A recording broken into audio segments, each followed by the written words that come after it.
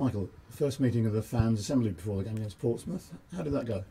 I think it's very constructive. I mean, we had 15 members of the Assembly. We're still looking for 2 further members, one for the family enclosure at the Barn Park end and another representative for supporters under the age of 18. So if there are any people looking at this video who feel they've got the credentials to apply for that, then we'd be only too delighted to hear from them. But you know, when you've got a good cross-section of our supporters, as was present on Saturday, as you would expect, and it's similar to the surgeries that I've held previously, most people have got common sense.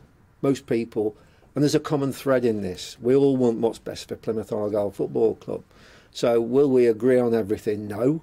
But I think providing we continue to be open, as I think we are, and trust people, because there will obviously be some items which are very confidential that we'll discuss within that forum, and that won't be appropriate to make that public. And most fair-minded people will understand that.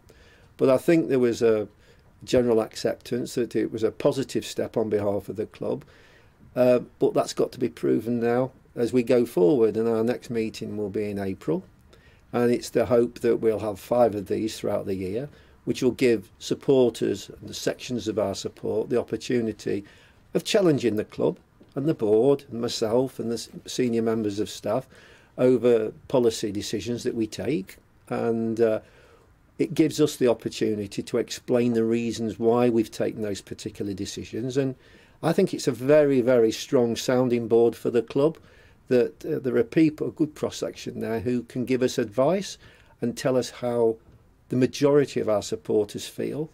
You'll always, this isn't a forum for the individual to make an issue on any particular thing. That door's still open through the surgeries and through just picking up the phone and asking to see us if there's a particular issue. Mm-hmm. But this is a collective forum who represent, say, we think, a very, very strong cross-section of our support. So it's going to be positive. Hopefully it's going to be creative. It's going to be enjoyable. The last thing we want is to sit there like a load of dummies, you know, just going through a set agenda. Yes, there will be a formal agenda to work to, but we'll give everybody the opportunity of, you know, bringing to the table specific items that their group of who they represent have got questions about, and we'll be delighted to answer those questions truthfully, openly. And the purpose of it really is we've got, you know, probably 12 to 15 different sections of support, disparate sections of support. We want to bring those together because there is a common thread and a common theme in all this, and that's the future well-being of the football club. And it's all right me saying the, you know, fine words, but I think, you know, it'll take probably 3 or 4 meetings for to evidence strongly that this is a vehicle that's very positive and, I say, creative, and is acting in the best interest of our supporter base. You mentioned the cross-section of the supporters. Just give us an example of who's involved, what sections we're talking about. Well, we're talking about the regional sections of our supporters club, you know, whether you be in the north, whether you be in Cornwall, whether you be in London. In fact, the London's got a very strong voice, hasn't it? With, you know, I think it's 600 members down there. Then we've got PADSA, the supporters club responsible for supporters with disabilities. We've got Argyle Pride. We've got representatives from each section of season ticket holders within different areas of the ground. So that there's a nice balance to it, really. But I say the missing links at the moment are for a family representation from within the Barn Park family zone, and a representative who's under the age of 18 is a regular attendee here. You know, because, you know, we have the senior greens, we have the Green Taverners, you know, we have a supporter, Alan Oliver, who represents those supporters who travel the length and breadth of the country supporting Argyle. So, yeah, we you know, is it perfect? People may challenge some of those representatives, but we feel it is a positive step forward. Do you expect those supporters to go back and sort of canvass opinion from their various groupings? Well, that's the idea. I said to them on Saturday at the first meeting, look, you know, you've been elected and they're elected for 2 years. If they can't come, obviously they can nominate a replacement for that one meeting, but whoever comes has got to be mandated to vote on behalf and represent the feelings within their community. And that's important. I mean, are we going to be voting on significant items at every meeting? Probably not. But there's certainly going to be contentious issues. I can't predict what they're going to be, but there will be. And it's no good people saying, well, fine, I can't pass an opinion on that because I've got to go back and talk to the members of my forum.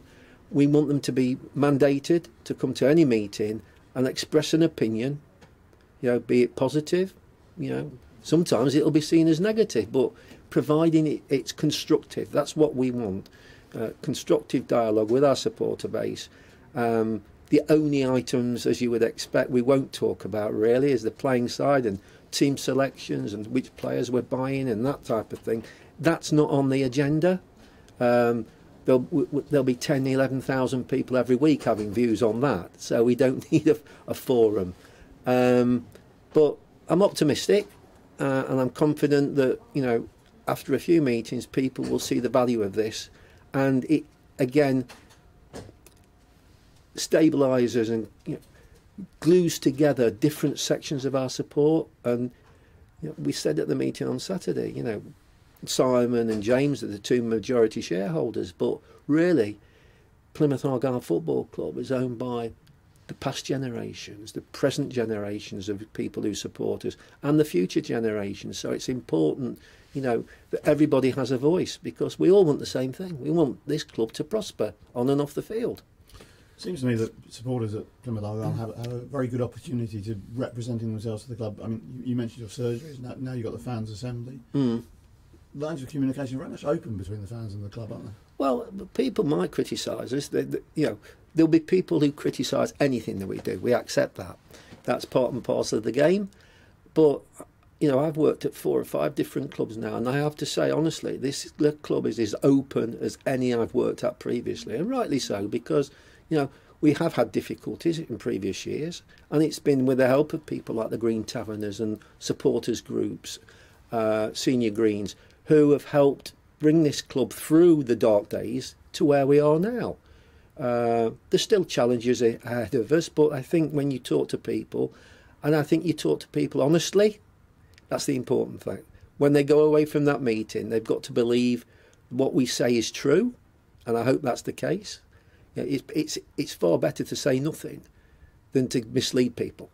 So I'm optimistic that it'll work, and I just hope that the members, having attended 2 or 3 meetings, will see the value of it. And this isn't behind closed doors, because what's going to happen, the minutes of the meeting, within 9 days of the meeting taking place, will be published on our website, so people, general supporters, can see the topics that we're discussing. We'll be also publicising who the particular representatives are, with contact details. So if any supporter feels that they want to express an opinion, they can contact their representative and they can bring it to the meeting, and we'll discuss it. I say, will we agree?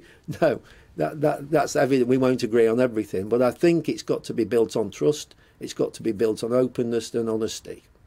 Let's be right about this. The fans can genuinely, if you like, change the club's mind. If the club's going down one route and the fans represent another route, then you'll consider.